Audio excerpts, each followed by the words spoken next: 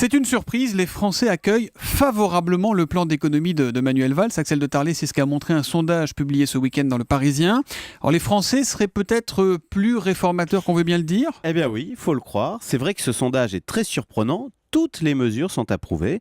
La réduction du nombre de fonctionnaires approuvée par 73% des Français. Le gel du salaire des fonctionnaires approuvé par 57% des Français. Le gel des prestations sociales approuvé par 51% des Français. La baisse des dépenses maladie approuvée par 59% des Français. La seule mesure qui passe mal, c'est le gel des retraites qui n'est approuvé que par 29% des Français.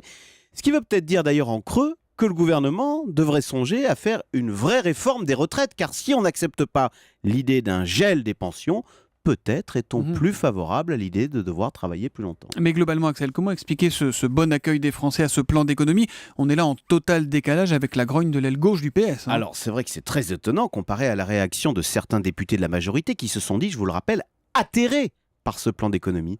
Les Français, eux, l'acceptent. Finalement, ils sont presque soulagés. Ça fait des mois, des années qu'on nous annonce des mesures très dures, très impopulaires.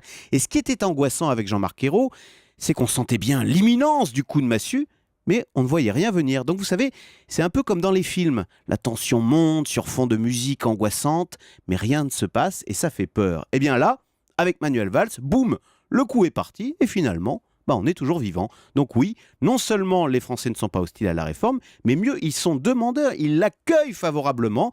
Donc le gouvernement devrait y aller franchement dans sa politique de sérieux budgétaire, comme on dit maintenant, et sa politique en faveur des entreprises. Oui, en même temps, c'est pas si simple. Vous avez vu aussi que le MEDEF a une très très mauvaise image, notamment avec son histoire, sa proposition de SMIC jeune. Oui, alors encore que justement sur cette idée d'un SMIC jeune, eh bien elle n'est rejetée, c'est un sondage Économie Matin, elle n'est rejetée, tenez-vous bien, que par 53% des Français, une courte majorité, ce qui est quand même incroyable parce que le SMIC c'est quand même un symbole très fort, c'est un totem, preuve que face à ce chômage de masse qui frappe au cœur des familles, eh bien les Français sont finalement prêts à plus d'audace qu'on ne l'imagine. Ça veut dire qu'ils sont prêts à faire des efforts mais qu'ils veulent des résultats derrière, ils veulent qu'on leur explique où on va et pourquoi. Voilà, et c'est vrai qu'en tous les cas, il y a de l'action en ce moment. Le Zoom Éco, tous les matins à 7h10 avec Axel de Tarlé. Bonne journée, à demain Axel.